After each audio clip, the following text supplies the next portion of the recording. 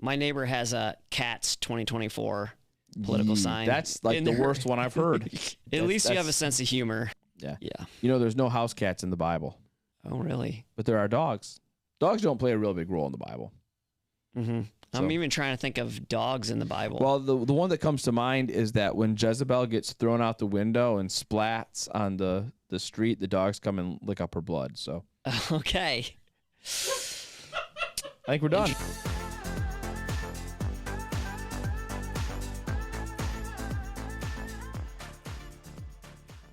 Welcome to the Gathering Greenhouse, a podcast to help us grow together. I'm Steve. I'm David. And John is not here today. He is doing something else. So I guess Matt back there is going to have to pick up his slack. Or maybe we'll just have a really, really good podcast today. A really, really good one. Maybe yes. I think that one. We're going to do something really good. It might be the best one ever.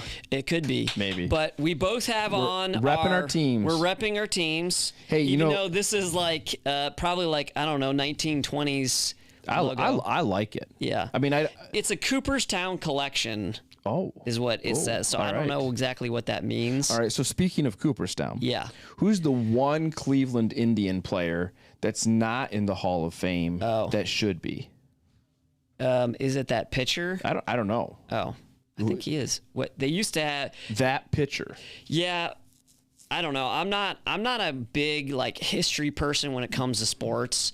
I just like the competition. I don't get into the players a whole lot. So who's your favorite player of all time?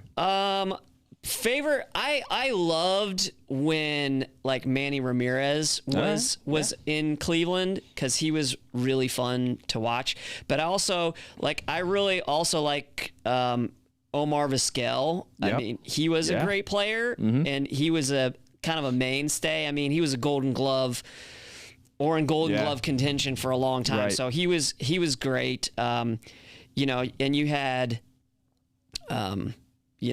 Jim Thome. Yeah. And good names. You had a lot of good pitching. I think back in the day they had some like really great pitching, but I don't know I can't remember the guy's name, but he was like one of the best pitchers. So you guys, there was the guy you got that on the World Series team. Yeah. That was like the Tigers had drafted him. His name is, I think, Andrew something. Uh-huh. And he's a really good. So there's another guy, one of my favorite Tigers became an Indian. His name was Travis Fryman. Yeah. Played third base. I love Fryman. Yeah. So that's another good one. But you know what's kind of fun about this? What's that? You know who's not in the playoffs? The Reds. The Reds, yeah. Yeah. Yeah. So I don't know, were they hopeful they were going to make the playoffs? So the funny thing is, back in the middle of the season, they had the exact same record as the Tigers. Right. And then the Tigers came to town, swept the Reds, and the Reds just went downhill from there, and then the Tigers got hot. Yeah. And so, I like to say it started right there. Yeah, I'm excited for the playoffs. It's fun. It's a fun time of year. Yep. It's been 10 years since the Tigers have been in the playoffs. Oh, really? So we're pretty excited in our house. Yeah. Tigers are in the playoffs. Lions, big Monday Night Football win. Yeah, they played well. Yeah. They looked good. Yep. I liked the black jerseys, I have to say. Yeah, I don't know. I liked them. I know that they were sharp. they were a throwback to something. They were a throwback to the Dark Ages. The Dark Ages? So like when they went 0-16. Okay. So back when the Lions had Matt Millen as their general manager, and he came in and he's like, we're going to go have these black uniforms because we're going to be the Raiders of the Midwest and blah, blah. And then they were terrible. Just devastated the franchise for decades. I like that color of blue. I do personally. I like the blue, Honolulu blue, for sure. I like it. Yeah. I think it looks good with black. It looks good with white. It looks good with their silver. Is that what they do? The silver so I like line? when they got the blue jerseys and the silver pants. Yeah. And I don't mind if they have like a black lining, around the numbers. Like I think we call that a piping. Mm-hmm. I don't mind that. Okay. But I didn't love the all black uniforms. But what's up with this golden? This is it's actually an all-star game. Is that jersey. What it is? Yeah, but I kind of. But do they wear those ones? Is that like their city series? This something was like from that? the 2022 All-Star game. Okay, it was like an all-star. All the teams had the same color. They just got whatever their team was. I just liked this jersey. That's why I got it. Mm-hmm. So, it's kind of cool. Although starting next year, they are going back to wearing their teams' uniform. As they should. I As like they that, should. yeah. I do too. I so agree. So funny story about Because the that. all-star jerseys are always kind of like, it's always like a miss. Right. Let them wear their teams. So this is, we'll be done with baseball after this. Yeah. But going back to my question, who's the one player that's not in the Hall of Fame? So for me, the Tigers player is Lou Whitaker. Okay. Played second base. But I don't funny. even know who that is. I know, that's sad. But like I said, I'm not into the history of he's the probably a little sports. before you. Yeah. Yeah. He came up in '79. So Lou Whitaker goes to the All-Star game in Minneapolis. I don't remember what year this was. Probably between 83 and 85, somewhere there. And he gets there to the All-Star game and realizes he forgot his uniform. I mean, how do you do that? I don't know. And, why don't you have people? Back then, I guess they didn't have people for that. Yeah. So he goes and he has to actually buy a Tigers jersey from the Like one with of the his own money? like from the somebody bought it, I'm sure, Okay. but from the concession vendors in Minneapolis. That's great. And so he's out there, and he ends up having a great All-Star game, hits a home run, and everybody's laughing because he didn't have his name on his jersey, anything like that. But That's funny. yeah, one of my all-time Back in the favorites. day. Yeah. Now, the major sports are major money too. Oh, That's a whole other topic It's- we could yeah. get into. We shouldn't go into No, that because no. I have a lot of thoughts on that as well. But so we're in the middle of, maybe a little more towards the end of our sermon series. just 2 weeks to go. 2 weeks to go of our sermon series, and it's called. Elephants, donkeys, sheep, and the lamb. I was 90% sure I was going to get it wrong. So Yeah. Well, you struggled. Was that I last did. week that you I struggled did struggle that? with it. Yeah. There's animals involved. Metaphorically. Metaphorically. It's not real animals. It's a really good sermon series. It's the Barnyard series. The Barnyard series. Good metaphors. I like it. I just couldn't remember all the animals involved with Yeah. it Yeah. because I wanted to put goats in there and Right. So you sheep got and elephants that are donkeys the and- Republicans. yeah, Donkeys are the Democrats. right. Sheep are the unthinking people. Yeah. And the lamb is Jesus. I think the thing that throws me off is when there was the sorting of the goats and the sheep and goats. Yeah. You Yeah. got the pigs also involved in the in there when Jesus cast the demons in the pigs, which I have a lot of questions Hey, about that. you- What about the farmer who had those know- pigs? What happened to him? Well, that's probably one of the reasons they sent Jesus away. Like they're the like, town, they were "Dude." mad. He just destroyed their economy. Yeah. Yeah. So actually, there's something to that. So you got to think this through, Yeah. right? So pigs are an unclean animal for they the had Jewish to have had people. a great party after that, though. You know, Right. because you got to grill up all these pigs. But understand what you have going on there is it's in this area where you have a lot of Greek influence, Yeah. and so you have actually a lot of Jewish people and cliffs, because they ran and up. cliffs, but you have a lot of Jewish people who do not live by the law. Yeah, Right? Who's eating all of the pigs?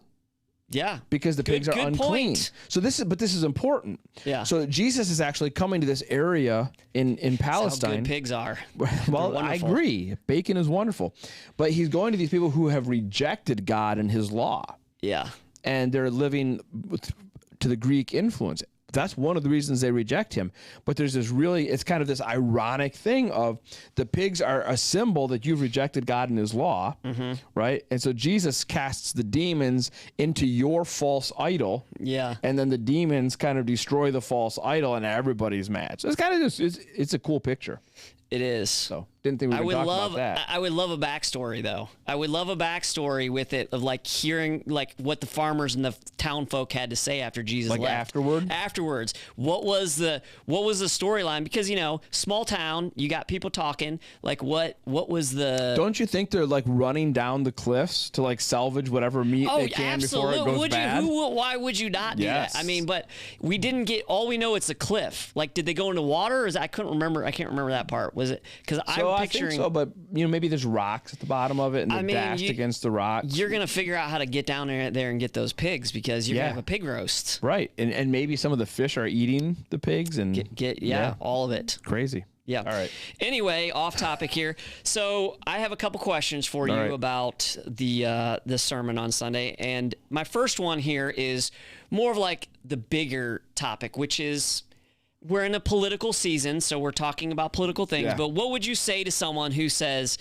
we shouldn't talk about politics in church. What would you say to someone like, why do we have a political topic? Why are we even talking about this? Leave that out of church. Yeah. All right. So let's Socratic method this. Okay. So I'm gonna ask you some really questions that I know you know the answers to. All right. So are you nervous? No, I love Socrates. Okay. Socrates. It's Socrates. Did you see Bill and Ted? Yes. Okay. So let's start with this. Do we believe that the Bible is relevant to our lives? Yes. Okay.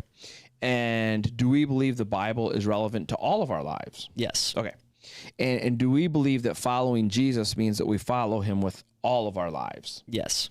And do we believe that the Bible helps us follow Jesus? Yes. And the Bible helps us follow Jesus in all of our life? Yes.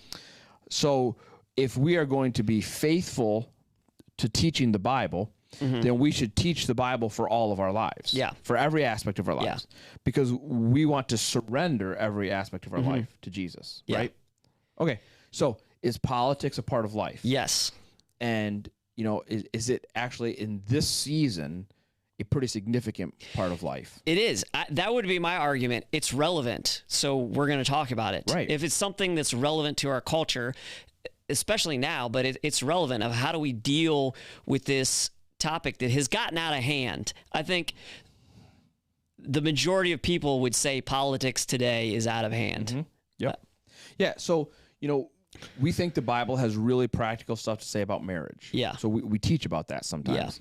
And we think that the Bible has really practical stuff to teach us about our habits. Right. And, how to develop good habits, how to break bad habits. We think the Bible has some really practical stuff to say about mental health. So we talk about things like gratitude and joy and how to deal with despair and all that kind of stuff. Because we think that the Bible has some really important things to talk about with how we do politics. Yeah. I think there's a difference between talking about who you should vote for, so a candidate, versus how we should interact with politics and how we should interact with governing our communities and our nation. Yep. I think there's a total difference there. Yeah. So I would say there's a couple of base level principles that apply to this that are important for us, and that's why we talk about it. One is stewardship. Stewardship is not just about money. The stewardship is about how do I use all of the resources that God has given me.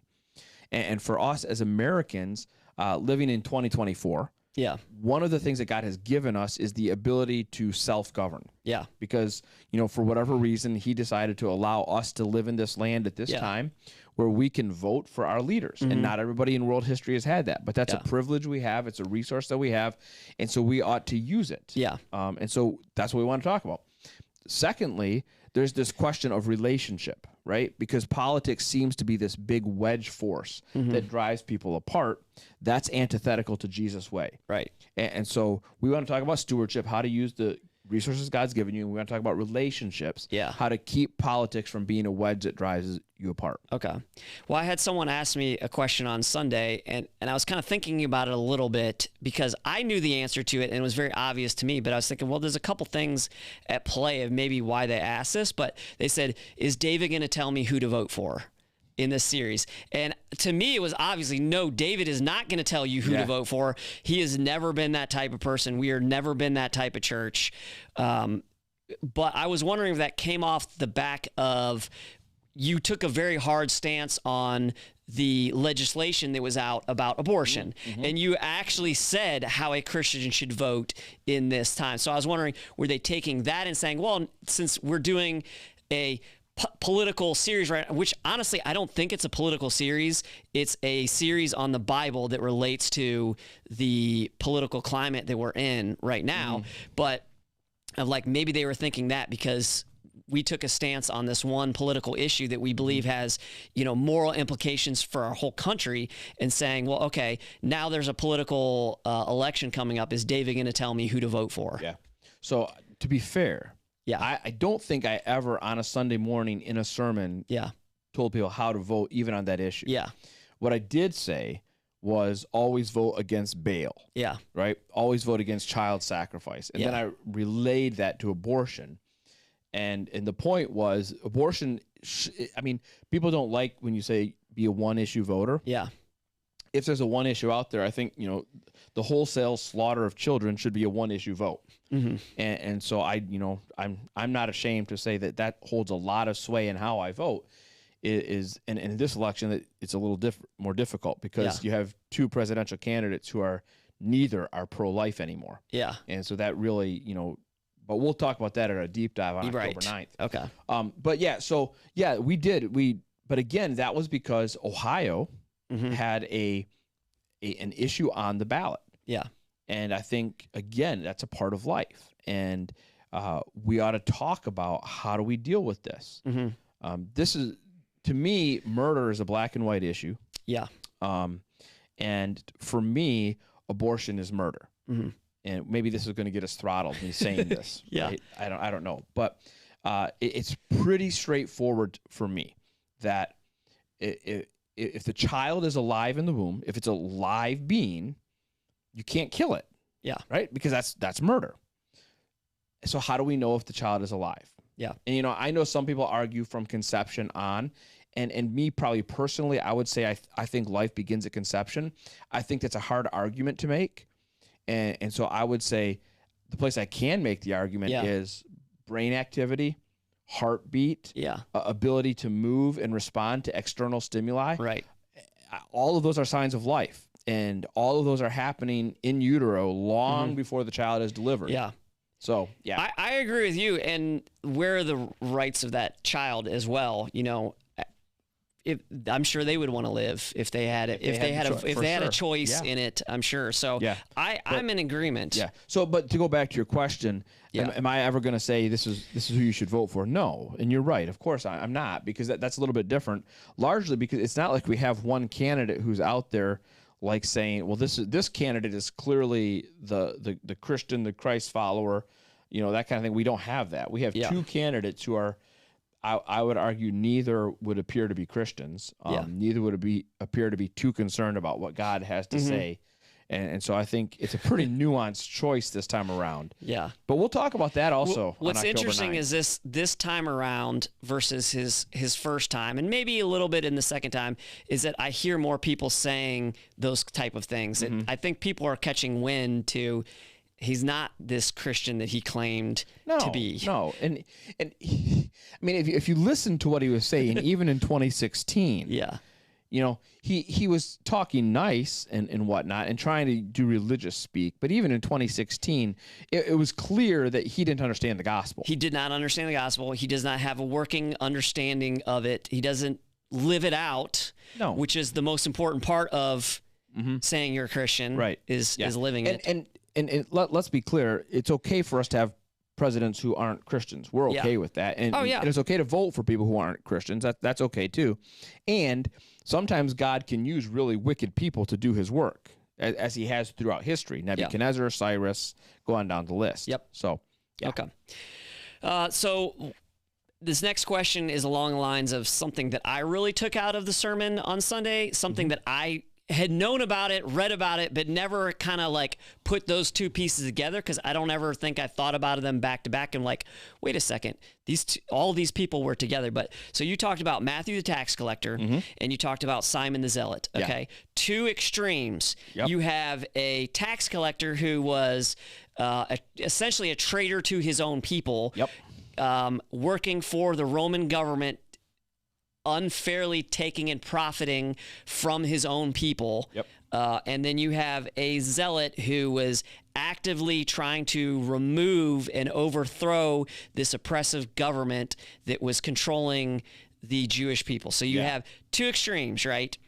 Essentially like, maybe like the extremists of today, a Republican and Democrat. Like you could put a lot of parallels, the extreme versions of both of those things.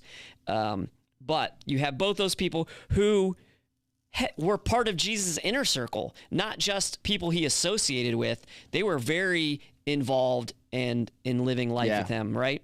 Yeah. So my question here is, what does that say about how we should interact with people with different views than us?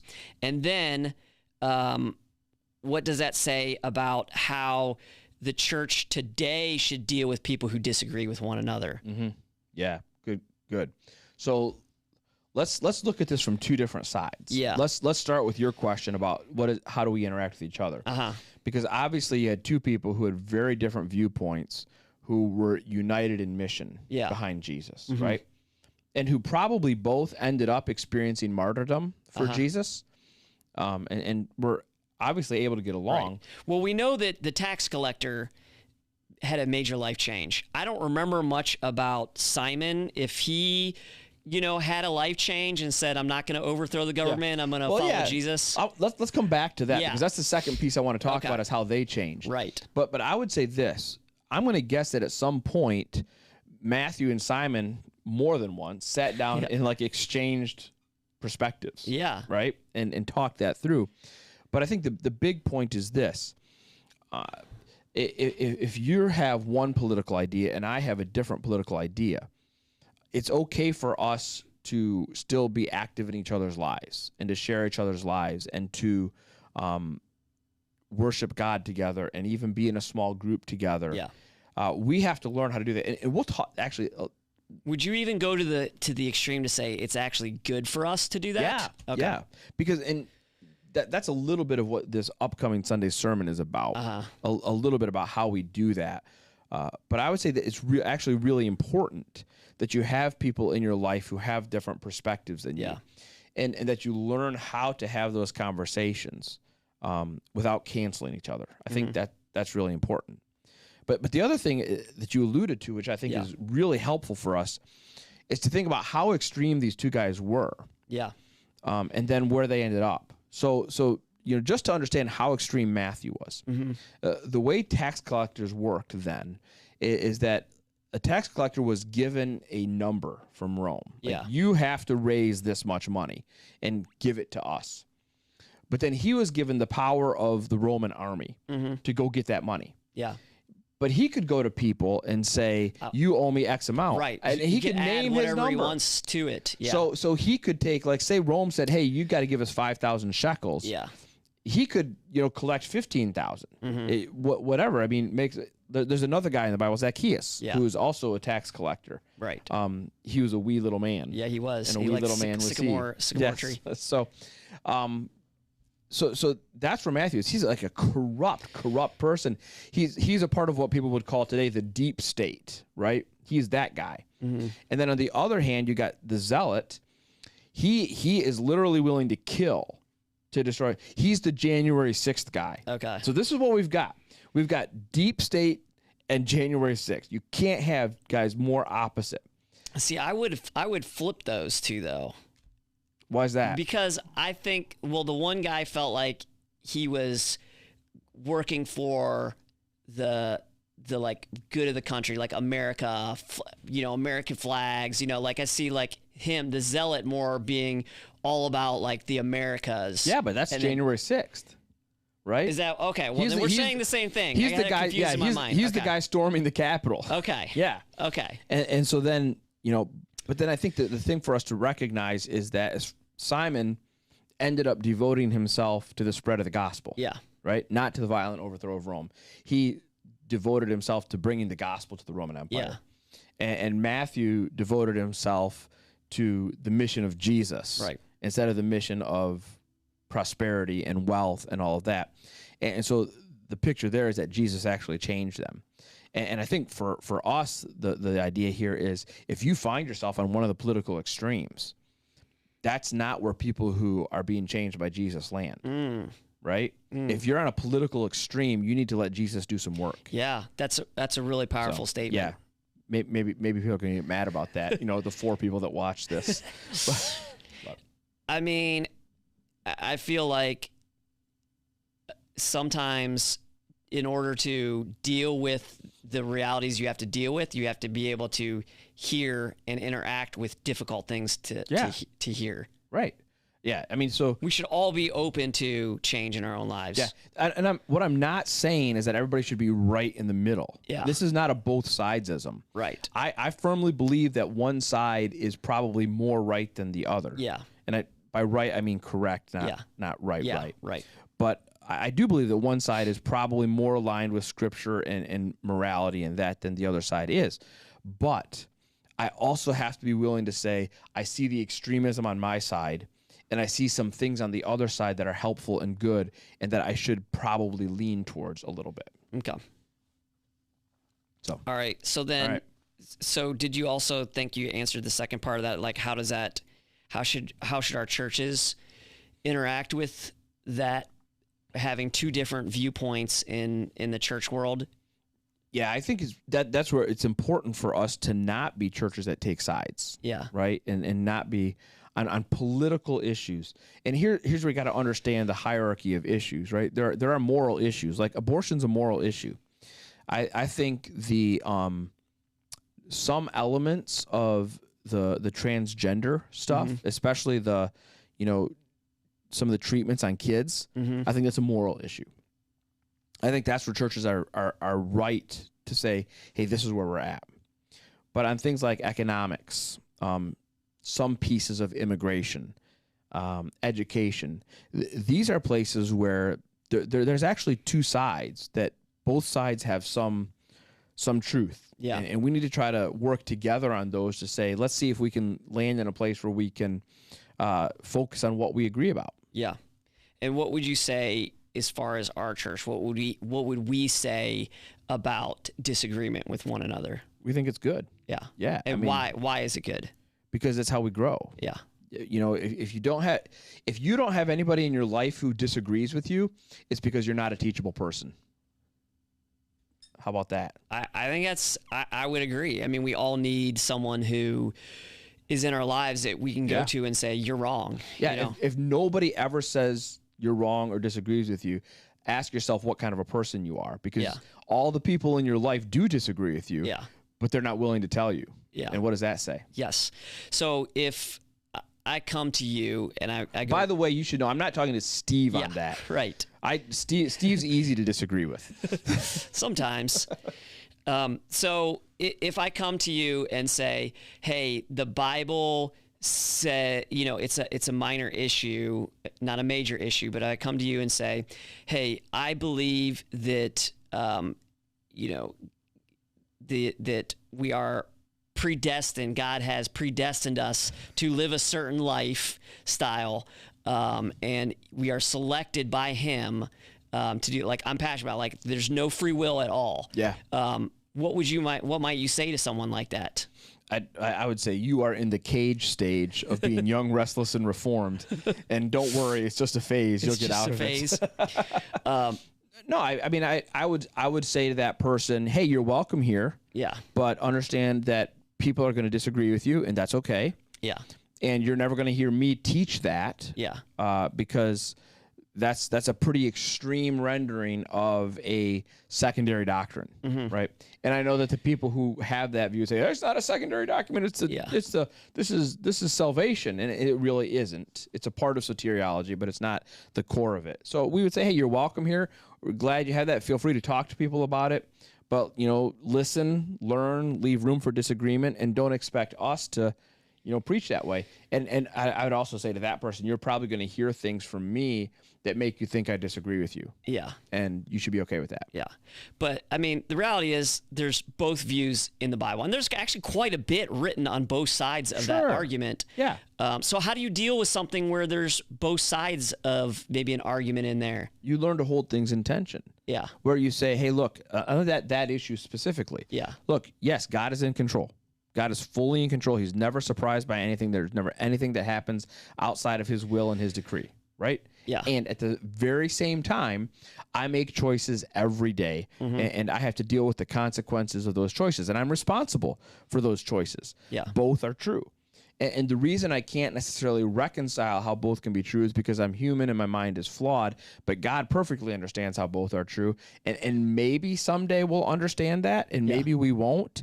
But being able to say there are things I can't fully understand about God is a really healthy place to be, because until you get there, you're holding yourself up and your own intellect up as God. Yeah. And you need to get past that. Okay. So one more follow-up question with that. Is it, if when we do our starting point classes, we don't do membership, but when we try to tell people, hey, this is what to expect at the gathering, we only have 5 things that we say. These are our absolutes. We will not bend on these. We will, we will die on the cross on the, we'll burn at the stake. Burn at for the them. stake. Sorry, that one. That we will take it to the end of like these are our 5 issues, and they're all salvation issues. Yeah. So why do we choose those 5? Because those are the 5 that the Bible holds. Okay. Right. And why would you say those are the 5 that the Bible holds? So the very first one is that God loves the world. Yeah. Right. And here we're trying to really define God as He reveals Himself to us. Yeah. And this is how He reveals Himself to us: is that His love is really the foundation for everything He does. Right. Everything else flows out of that.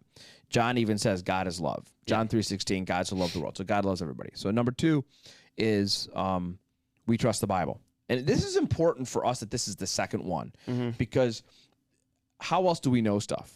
The reason we know that God is love is because the Bible tells us so. Yeah. And we go from there.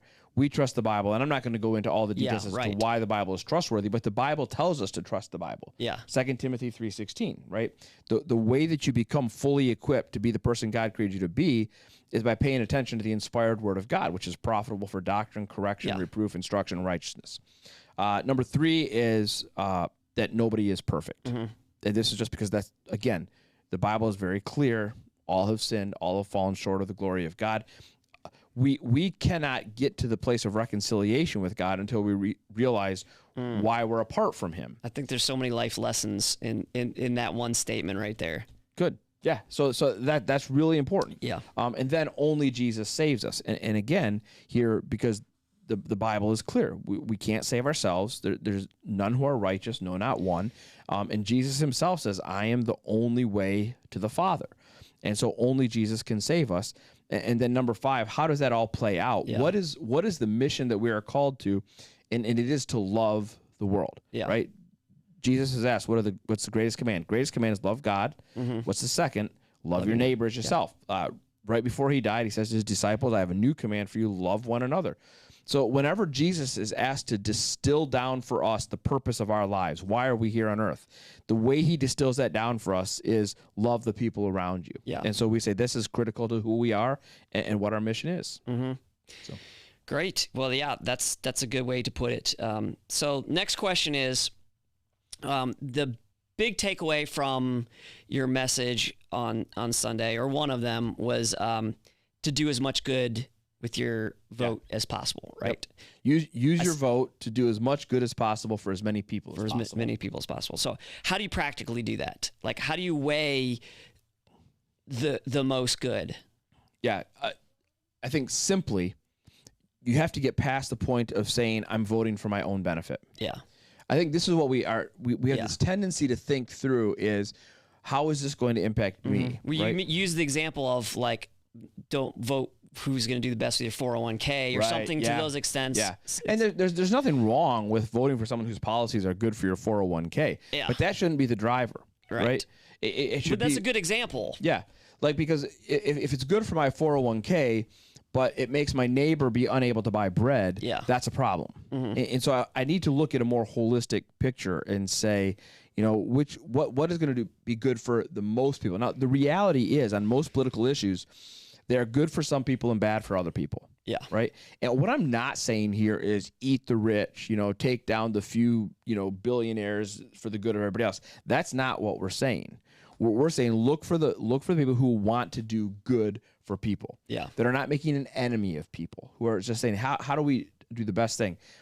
What I would say is, and again, I don't want to go deep because we're going to do this at the deep dive on October 9th. Yeah. There's this idea of a society where people have the freedom to make their own choices and the freedom to reap the consequences of their choices. That's what's good for the most amount of people. The problem is sometimes we want to save people from the consequences of their bad decisions. And the moment we try to save people from the consequences of their bad decisions, we take away from people the ability to reap good consequences for good decisions. So we've got to find that balance to say, how do we allow people to make good decisions and reap the consequences of that? Because if we do that, that really does lead to the flourishing of society and culture. Well said. I mean, I have no follow-ups with that. I thought you did a good job. Yeah, that's a great way to put it. And I think it takes using your brain a bit to think about that. But that's a good thing, that we should be aware of what's going on, and right. It's a good way to frame it. Yeah, and let me just throw this in there as an add-on. Yeah. You have to look past the surfacey stuff. What we said on Sunday was think long-term, not short-term. Yeah. You know, just look past the surfacey feel-good stuff and just say, what's this policy really about long-term? Yeah. Okay. So then another example that you gave on Sunday was the two candidates that are saying my opponent is the worst person ever to exist in the whole world, and all he wants to do is he cares about himself only. And the other person is saying the exact same thing. Yeah. So how do you sort that out? Just don't listen. Don't listen. So look at their what they've done, their past. Exactly. I think that's the key. And how do you do that? How do you find out what their past is? Like Google it? Or? You have to read. I mean, you have to. You can Google, but go deep on Google. Yeah. Oftentimes you need to get to the second page of search results to get the really good stuff. Yeah. But just look and see, you know, and try to look past like the first things that you see. You know, a really good search to do is when you're reading about, like, say one candidate says the other candidate eats babies. Yeah. And nobody's saying that, but let's just say they do. The best Google search you can do is not, does this candidate eat babies? Yeah. But rather type in, this candidate eats babies, debunked. Yeah. Because then what you're going to get is all of the people who have said, wait a minute, this isn't true, and here's why. And then you can evaluate, okay, so has this really been debunked, or is it not really debunked? Yeah. But doing a search like that is actually more beneficial. Okay. Great. So let's move on to the next sermon series you have. Can you give us? Do you want to go? Next sermon. Yeah, I'm sorry. Next sermon, not the next sermon series. I'm not ready for the next sermon series. I said that wrong. That was my bad. Can you give us a teaser for this Sunday's sermon that you have? Like, what are you going to be teaching? What's it going to be about? So we're still in elephants, donkeys, sheep, and the lamb. And what we're going to talk about this Sunday is how to love your neighbor, even the stupid one. That's really the title of it? Well, I mean, I don't really do titles, but actually, you know, I said on Sunday, maybe a better way to say it is how to love your neighbor, even the one who has the wrong sign in their yard. Okay. And here's really the idea. This is actually going to be the least political of the series that I do. Yeah. And the most relational. Right. And so the principles we talk about on Sunday are going to not just be about how do I, you know, if I'm a Republican, how do I get along with a Democrat? Or I'm a Democrat, how do I get along with a Republican? Right. But how also, I'm a husband, how do I get along with my wife? Right. Right. I'm a parent, how do I get along with my child? I'm a neighbor, like all that kind of stuff. How do I get along with the people who drive me crazy? Yeah. And especially, how do I love them the way Jesus has called me to love them? So that's what we're going to talk about on Sunday. Very practical. Okay. My neighbor has a Cats 2024 political sign. That's like the worst one I've heard. I don't think it's so bad. At least you have a sense of humor. That's true. That's true. But I'd rather have either of the current candidates than cats. Cats. Yeah. You know, there's no house cats in the Bible. Oh, really? But there are dogs. Dogs don't play a real big role in the Bible. I'm even trying to think of dogs in the Bible. Well, the one that comes to mind is that when Jezebel gets thrown out the window and splats on the street, the dogs come and lick up her blood. So okay. I think we're done. Interesting. All right. Well, on that note, thanks for spending some time with us today, and we'll see you back here next time. Bye.